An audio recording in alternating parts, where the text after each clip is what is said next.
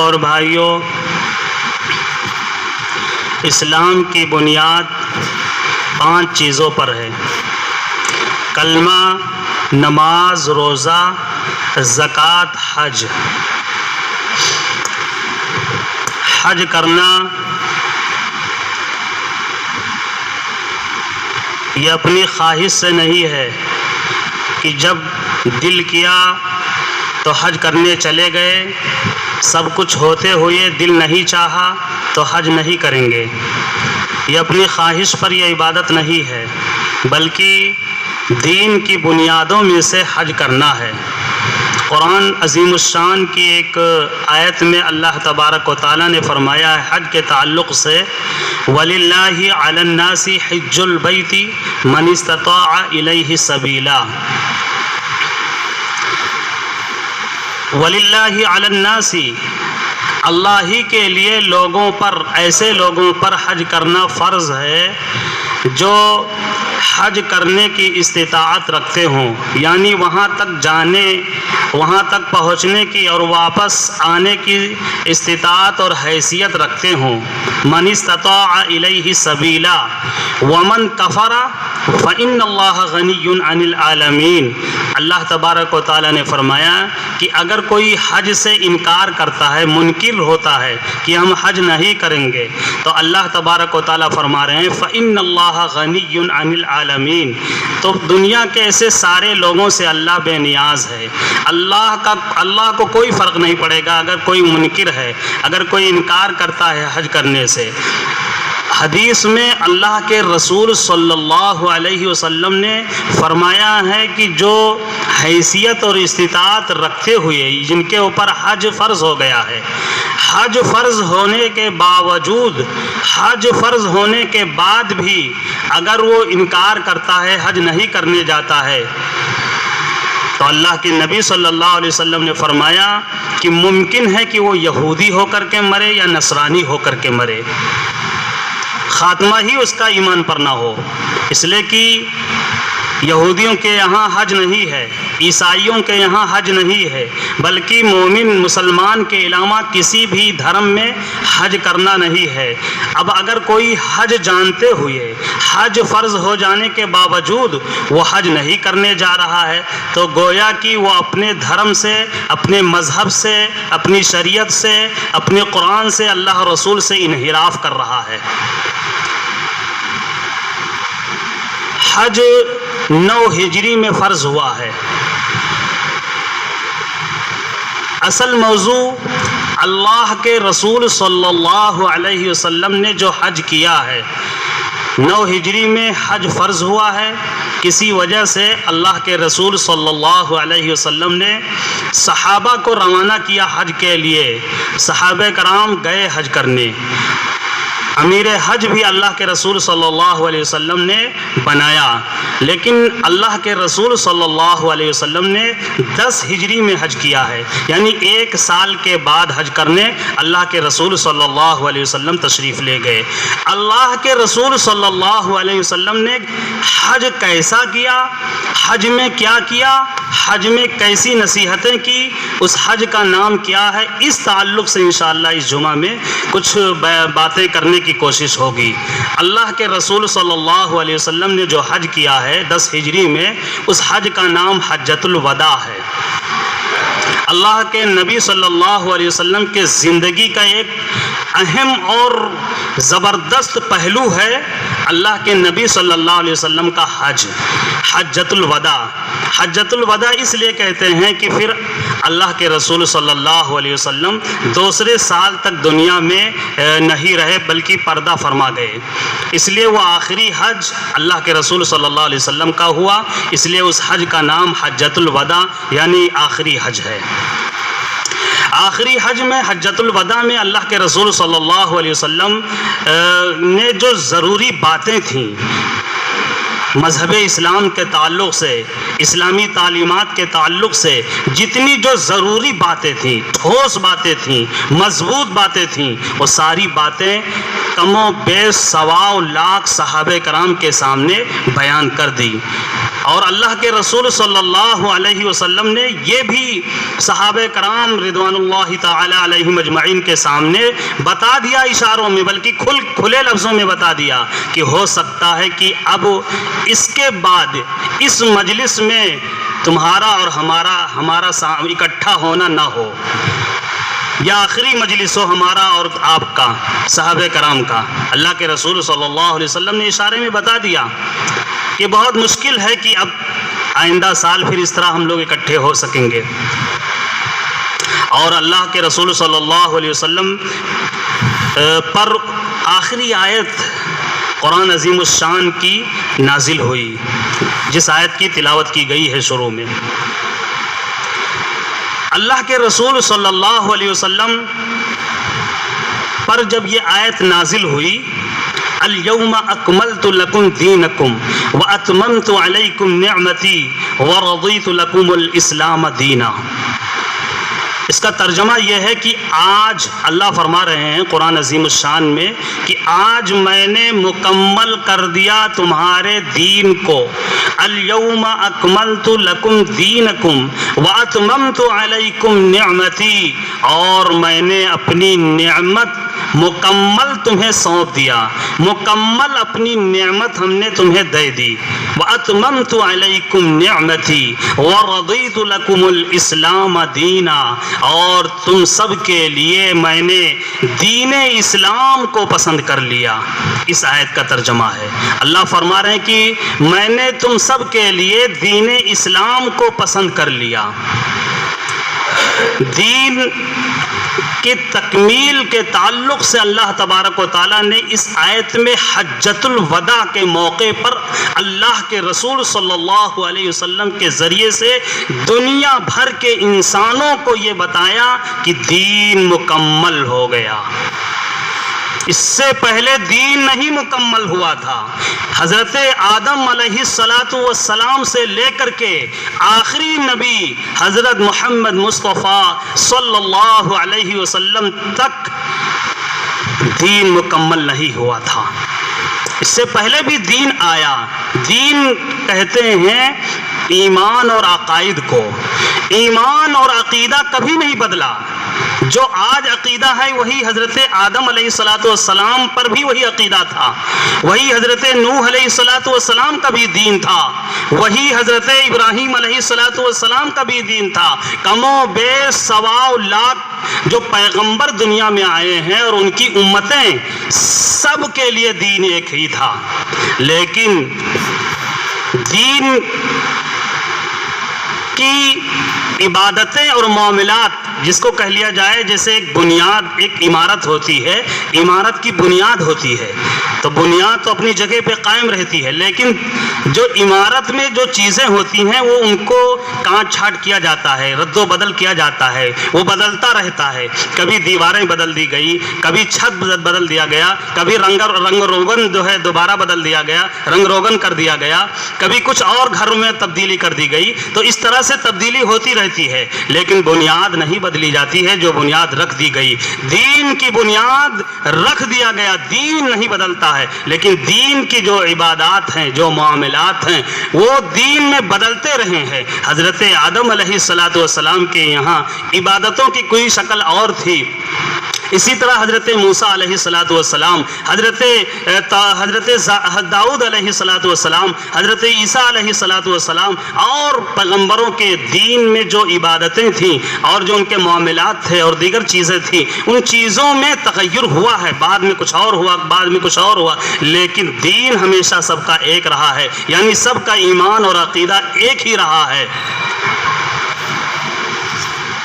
اور سارے انبیاء کرام جتنے بھی آئے، تقریباً پیغمبروں نے یہ نہیں دعویٰ کیا یا ان پر کوئی ایسی آیت نازل نہیں ہوئی کہ موسیٰ علیہ السلام پر اللہ کا یہ حکم آیا ہو کہ بتا دو کہ دین مکمل ہو گیا، یہ جو تمہیں جو احکامات دیے گئے ہیں یہی احکامات اب سب کے لیے، ہمیشہ کے لیے، سب کے لیے ہیں۔ ایسا کوئی حکم کسی پیغمبر پر نہیں آیا اور نہ کسی پیغمبر نے اپنی امت کو، اپنی قوم کو دیا۔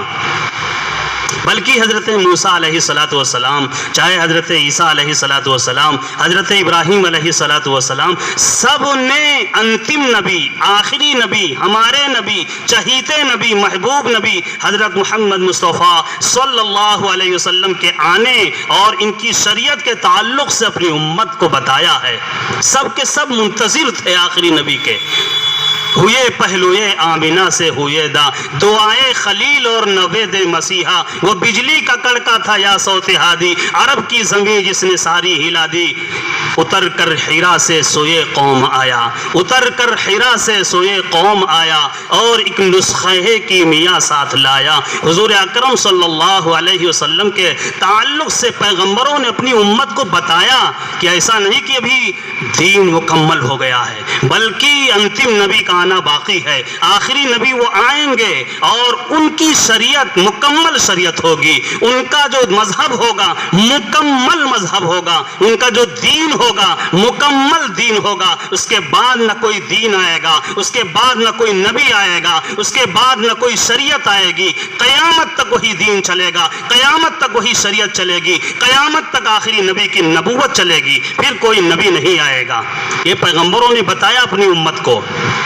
چنانچہ یہ آیت نازل ہوئی حجۃ الوداع کے موقع پر، آخری حج، کم و بیش 1.25 لاکھ صحابہ کرام رضوان اللہ تعالی علیہم اجمعین کے ساتھ حضور اکرم صلی اللہ علیہ وسلم حج فرما رہے ہیں، اور یہ آیت نازل ہو رہی ہے کہ میں نے تمہارے دین کو مکمل کر دیا۔ حضرت ابو بکر صدیق رضی اللہ تعالی عنہ یہ آیت جب سنتے ہیں تو رونے لگتے ہیں۔ روایت میں ہے کہ حضرت عمر فاروق رضی اللہ تعالیٰ عنہ بھی یہ آیت سنتے ہیں تو رونے لگتے ہیں۔ پوچھا جاتا ہے حضرت ابو بکر صدیق رضی اللہ تعالیٰ عنہ سے کہ خوشی کا موقع ہے، خوشی کا دن ہے، مکمل دین اللہ نے ہمیں نوازا ہے، اس امت کو نوازا ہے، آخری امت کو نوازا ہے، مکمل دین، مکمل شریعت اللہ نے نوازا ہے، تو خوشی کا دن ہے۔ اب اس کے بعد کسی شریعت کی ہمیں ضرورت نہیں ہے، کسی نبی کی ضرورت نہیں ہے، کسی بھی دین کی اب ہمیں ضرورت نہیں ہے، یہی دین اسلام کو اللہ تبارک و تعالیٰ نے پسند فرما لیا ہے، تو یہ تو خوشی کا دن ہے۔ حضرت ابو بکر صدیق رضی اللہ تعالیٰ عنہ سب سے زیادہ سمجھنے والے، وہ فرما رہے ہیں کہ میں کیوں نہ روؤں، میں رو رہا ہوں اس لیے کہ اس آیت میں اللہ نے فرمایا ہے کہ دین کو ہم نے مکمل دے دیا ہے، مکمل دین آپ کو مل چکا ہے۔ اس کا مطلب یہ ہے کہ جس خاص مقصد کے لیے محبوب نبی کو دنیا میں بھیجا گیا تھا، اب وہ محبوب نبی کے دنیا سے جانے کا وقت آ گیا ہے، محبوب نبی کی جدائیگی کا وقت ہے، قریب ہے۔ اب محبوب نبی کی زیارت نہیں ہو سکے گی، محبوب نبی پر جو جبرائیل علیہ السلام وحی لا رہے تھے، یہ سلسلہ اب قیامت تک بند ہو جائے گا۔ محبوب نبی کی جو صحبت ملتی تھی، محبوب نبی کی مبارک باتیں جو سننے کو ملتی تھی، یہ سلسلہ سب اب ختم ہو جائے گا۔ میں کیوں نہ روؤں، اس لیے رو رہا ہوں کہ اس آیت میں اللہ تبارک و تعالیٰ نے فرمایا کہ مکمل دین آپ کو دیا جا چکا۔ حضرت عمر فاروق رضی اللہ تعالیٰ عنہ سے پوچھا گیا آپ کیوں رو رہے ہیں؟ حضرت عمر فاروق رضی اللہ تعالیٰ عنہ نے جواب دیا کہ میں رو رہا ہوں اس لیے کہ کمال کے بعد زوال ہے۔ اللہ نے فرمایا ہے کہ دین مکمل ہے، مکمل دین دیا جا چکا ہے، مکمل دین آپ کو مل چکا ہے، مکمل یعنی کمال مسلمانوں کو حاصل ہو چکا ہے، کمال کے بعد زوال ہی ہوتا ہے۔ مجھے اندیشہ ہے کہ کہیں اس کے بعد پھر زوال ہی نہ مسلمانوں میں آ جائے، میں یہ سوچ کر کے رو رہا ہوں۔ حضرت عمر فاروق رضی اللہ تعالیٰ عنہ نے جواب دیا۔ یہودیوں کو جب پتہ چلا اس آیت کے تعلق سے کہ ایک آیت نازل ہوئی ہے، بہت زبردست قرآن عظیم الشان کی آیت نازل ہوئی ہے، وہ اس آیت میں اللہ نے مکمل دین کا تذکرہ کیا ہے کہ میں نے مکمل دین اب دے دیا، اس کے بعد اب کسی چیز کی ضرورت نہیں ہے۔ تو یہودیوں نے کہا صحابہ کرام سے، یعنی حضرت عمر فاروق رضی اللہ تعالی عنہ سے کہا کہ اے عمر، اگر یہ آیت ہمارے اوپر نازل ہوتی، یعنی ہمارے پیغمبر موسیٰ علیہ السلام پر نازل ہوتی، اللہ کا یہ حکم، یہ وحی اگر ہمارے پیغمبر کو ملی ہوتی، یہ پیغام ملا ہوتا، تو ہم لوگ تو عید مناتے، اتنی خوشی کا اظہار کرتے، اور جس وقت جس دن یہ پیغام ملتا اس دن کو تو ہم عید کا دن منا لیتے۔ حضرت عمر فاروق رضی اللہ تعالی عنہ نے جواب دیا کہ جس دن یہ آیت نازل ہوئی ہے وہ دن کوئی عید سے کم نہیں ہے، اس لیے کہ یہ آیت نازل ہوئی ہے اس دن حجۃ یعنی عرفہ کا دن تھا، اور وہ بھی جمعہ کا دن تھا، اور جس جگہ نازل ہوئی وہ مکۃ المکرمہ تھا، اور جب نازل ہوئی جس گھڑی نازل ہوئی وہ قبولیت کی گھڑی تھی، وہ اجابت کی ساعت تھی۔ ایسے وقت میں یعنی ایک عید نہیں بلکہ دو عید، ایک عرفہ کے دن کی عید اور ایک جمعہ کے دن کی عید، دو عید میں یہ آیت نازل ہوئی ہے۔ حضرت عمر فاروق رضی اللہ تعالیٰ عنہ نے جواب دیا۔ اللہ تبارک و تعالیٰ نے اس آیت میں بیان فرما دیا کہ میں نے مکمل دین دے دیا، اور جو پسند کیا ہے وہ دین اسلام دین اللہ تبارک و تعالیٰ کے یہاں پسندیدہ ہے۔ وَمَن يَبْتَغِ غَيْرَ الْإِسْلَامِ دِينًا فَلَن يُقْبَلَ مِنْهُ۔ قرآن عظیم الشان کی ایک آیت میں اللہ تبارک و تعالیٰ نے فرمایا کہ دین اسلام کو چھوڑ کر کے، مذہب اسلام کو چھوڑ کر کے کوئی اور دھرم اپنائے گا، کوئی اور دھرم اس کو قبول کرے گا، اس پر ایمان لائے گا، اس کے مطابق زندگی گزارے گا، وَمَن يَبْتَغِ غَيْرَ الْإِسْلَامِ دِينًا فَلَن يُقْبَلَ مِنْهُ۔ اللہ خود اعلان فرما رہے ہیں ہرگز قبول نہیں کیا جائے گا، اس لیے کہ اللہ کے یہاں لکھا جا چکا، طے کیا جا چکا، دیا جا چکا کہ دین اسلام ہی اللہ کے یہاں پسندیدہ ہے، قابل قبول اللہ کے یہاں ہے تو دین اسلام ہے۔ اللہ کے رسول صلی اللہ علیہ وسلم کا آخری حج، حجۃ الوداع، اور اس موقع پر نصیحتیں، ایک جامع تقریر، ایک جامع خطبہ اللہ کے رسول صلی اللہ علیہ وسلم نے دیا صحابہ کرام رضوان اللہ تعالیٰ علیہ مجمعین کو، اور اس تقریر میں، اس بیان میں، اس خطبے میں بہت ساری باتیں، بہت اہم اور بنیادی اور ضروری باتیں اللہ کے رسول صلی اللہ علیہ وسلم نے کی۔ صحابہ کرام رضوان اللہ تعالیٰ علیہ مجمعین نے ساری باتوں کو ریکارڈ کیا، محفوظ کیا، اس پر عمل کیا، دوسروں تک منتقل کیا، اور آج تک ہمارے تک وہ چیزیں، وہ باتیں آج تک محفوظ ہیں۔ وہ ساری باتیں بتانے کا نہ وقت ہے اور نہ اتنا ٹائم ہے کہ ان ساری باتوں کو سمیٹا کیا جا سکے۔ ایک سے ایک بڑی بڑی باتیں اللہ کے رسول صلی اللہ علیہ وسلم نے آخری حج کے موقع پر صحابہ کرام سے کی تھی، اس لیے کہ اس کے بعد پھر اتنا بڑا مجمع نہیں ہوا۔ اللہ کے رسول صلی اللہ علیہ وسلم اسی سال دنیا سے پردہ فرما گئے۔ اللہ کے رسول صلی اللہ علیہ وسلم نے فرمایا فَاتَّقُوا اللَّهَ فِي النِّسَاءِ۔ ایک باتیں یہ ہے کہ عورتوں کے تعلق سے اللہ سے خوف کھانا، عورتوں کے اپنی بیویوں کے تعلق سے اللہ سے خوف کھانا۔ اللہ کے رسول صلی اللہ علیہ وسلم نے دوسری بات یہ بتائی، اس جاہلیت کی تمام باتوں کو میں نے اپنے پیروں تلے روند کے رکھ دیا، ختم کر دیا جاہلیت کو۔ اس سے پہلے جاہلیت کا دور تھا، لوگ ناواقف تھے شریعت سے، صحیح راستے سے ناواقف تھے، گمراہ تھے، بھٹک رہے تھے۔ جاہلیت کا دورہ تھا، وہ تمام رسومات و خرافات و بدعات و توہمات، تمام چیزوں میں انسان اور لوگ جکڑے ہوئے تھے، بندھے ہوئے تھے۔ اللہ کے رسول صلی اللہ علیہ وسلم نے اس موقع پر یہ بھی فرمایا کہ لوگوں سن لو، جاہلیت کو میں نے اپنے پیروں تلے روند کے رکھ دیا، ختم کر دیا۔ اب جاہلیت ختم ہو چکی ہے، اب قرآن کا نور ہے، قرآن کی روشنی ہے، میری شریعت کا اجالا ہے، اسی اجالے میں تم کامیاب رہو گے، اسی روشنی میں زندگی گزارو گے، یہی قرآن اور سنت پر عمل کرو گے تو اللہ کے یہاں قابل قبول ہوگے۔ اللہ کے رسول صلی اللہ علیہ وسلم نے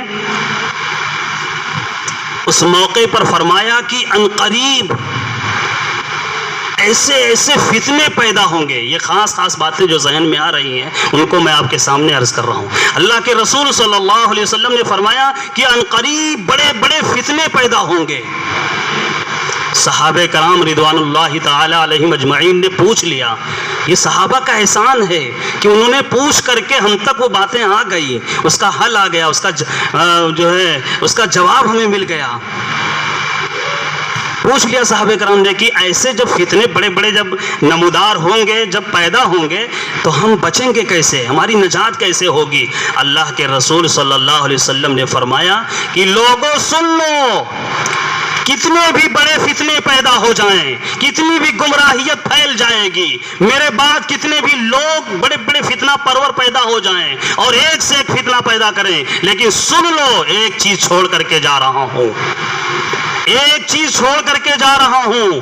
اگر اسی چیز کو مضبوطی سے، جس کو کہا گیا ہے کہ ڈاڑھ سے مضبوطی سے پکڑے رہو گے، ڈاڑھ جو منہ کے اندر جو دانت ہوتے ہیں، وہ دانتوں میں سے سب سے مضبوط دانت ہوتا ہے ڈاڑھ کا ہوتا ہے، بہت مضبوط دانت ہوتا ہے، اور اس سے جو پکڑا جائے وہ بہت مضبوطی سے پکڑا جا سکتا ہے۔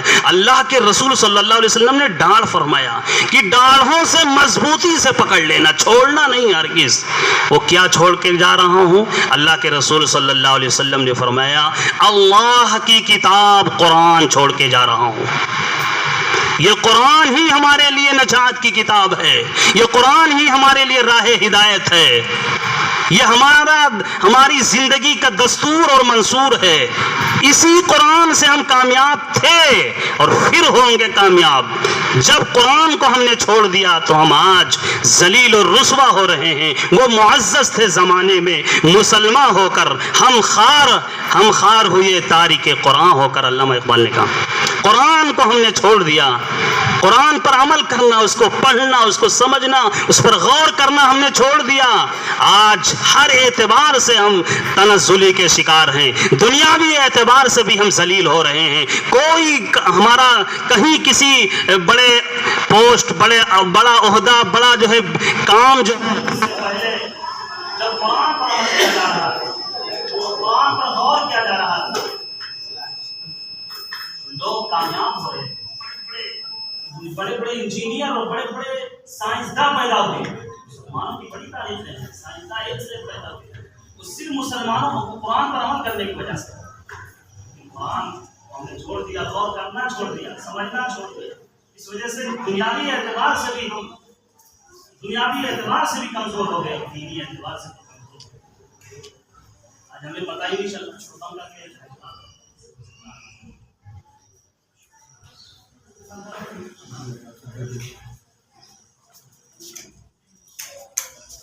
اللہ کے رسول صلی اللہ علیہ وسلم نے ہمارے لیے کتنا بالکل واضح راستہ بتا دیا ہے کہ قرآن ہی ہمارے لیے صحیح راستے پر چلنے کی چیز ہے۔ اس کی ایک مثال دو تین منٹ میں ہوتا ہے۔ سورہ فاتحہ ہم پڑھتے ہیں، صرف سورہ فاتحہ، یہ اتنی عظیم سورت ہے سورہ فاتحہ کہ باقاعدہ فرمایا گیا لا صلاۃ الا بفاتحۃ الکتاب، کہ نماز نہیں ہے بغیر سورہ فاتحہ کے۔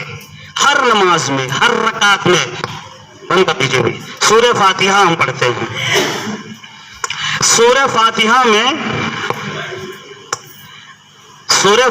میں یہ اس لیے سورہ فاتحہ پڑھا جاتا ہے ہر نماز میں کہ اس میں ایک ایک آیتیں بہت جامع ہیں۔ اگر صرف سورہ فاتحہ ہی کو ہم سمجھ لیں تو بہت بڑی بات ہے۔ ایک آیت جس میں اللہ تبارک و تعالیٰ نے خود فرمایا ہے کہ مجھ سے تم سیدھا راستہ مانگو، اہدنا الصراط المستقیم، سیدھا راستہ مجھ سے مانگو، کہ میں اللہ بھٹک رہا ہوں، گمراہ، میں پریشان ہوں کہ کس بات کو مانوں، کس کی بات مانوں اور کس راستے پر چلوں، اتنے گمراہ راستے آ گئے۔ اللہ فرما رہا ہے کہ ہر نماز میں سورہ فاتحہ پڑھنا، یا پڑھنا نہیں تو اگر امام پڑھ رہے ہیں تو غور کرنا اور اللہ سے لو لگائے رکھنا، اور یہ دھیان رہے کہ یہ جو پڑھا جا رہا ہے یا پڑھ رہے ہیں اللہ سے مانگ رہے ہیں اہدنا الصراط المستقیم، اے اللہ ہمیں سیدھے راستے پر چلا دیجیے۔ صراط الذین انعمت، اللہ فرما رہے ہیں کہ راستہ بھی ایسے راستے پر چلنے کی اللہ سے دعا مانگو کہ جو اللہ تک پہنچانے والا راستہ ہے، گوگل میپ کے راستے جیسے نہ ہو کہ اگر وہ لوکیشن ڈال کر کے وہ چلنے لگے، ہو سکتا ہے جا کر کے کہیں بہت سے واقعات سامنے آئے ہیں دوسری راستے پر گوگل کے سہارے جا رہے ہیں، پتہ چلا صحیح منزل پر نہیں پہنچ پائے، کہیں اور گر گئے. لیکن صراط مستقیم ایسا راستہ ہے، صراط الذین انعمت، یہ ایسا راستہ ہے جو اللہ تک پہنچائے گا، یہ دھوکہ نہیں دے گا، یہ آپ کو منزل تک پہنچا کے دم لے گا، جنت تک پہنچا کے دم لے گا. اللہ فرما رہے ہیں ایسے راستے کی تم مجھ سے بھیک مانگو، ہر نماز میں بھیک مانگو، مجھ سے دعا مانگو کہ اللہ ہمیں سیدھے راستے پر چلا دیجیے. صراط الذین انعمت، ایسا نہیں کہ اس راستے پر کوئی گیا نہ ہو. ایسے راستے کے اللہ نے ہرگز ہمیں نہیں کہا کہ ایسے سنسان راستے کی ہم سے دعا مانگو کہ جس راستے پر کوئی گیا نہ ہو، یا اس راستے پر جا کر کے کامیاب نہ ہوئے ہو، منزل تک نہ پہنچ پائے ہوں. بلکہ اللہ فرما رہے صراط الذین انعمت علیہم، اس راستے کی ہدایت کی دعا مانگو مجھ سے کہ جس پر چلنے والوں پر اللہ کا انعام ہوا ہے. یعنی کامیاب لوگ اور انعام یافتہ لوگ اس راستے پر جا چکے ہیں اور اللہ کے ہاں انعام بھی پا چکے ہیں. اسی راستے کی تم مجھ سے بھیک مانگو. انعمت علیہم، اب کون لوگ اس راستے سے گئے، یہ سوال پیدا ہوگا، ذہن میں آئے گا کہ ہم کیسے جانیں کہ جس کو انعام ملا ہے، اللہ کے یہاں سے ایوارڈ ملا ہے یا منزل تک پہنچ گئے ہیں، وہ کون کون لوگ ہیں جو یہ صراط مستقیم پر چلے اور چلتے ہوئے منزل تک پہنچ گئے. ان کو بھی قرآن میں اللہ تبارک و تعالیٰ نے بیان فرما دیا ہے.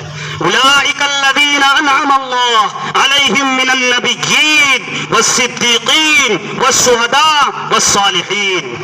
یہ لوگ اس صراط مستقیم پر جا کر کے صراط مستقیم پر چلتے ہوئے منزل تک پہنچ چکے ہیں. یہ قرآن گواہی دے رہا ہے، یہ اللہ فرما رہے ہیں کہ ایسے لوگوں کے راستے کا انتخاب کر لو اور ایسے لوگوں کے راستے پر چلنے لگو، منزل تمہیں مل جائے گی، اللہ تمہیں مل جائیں گے.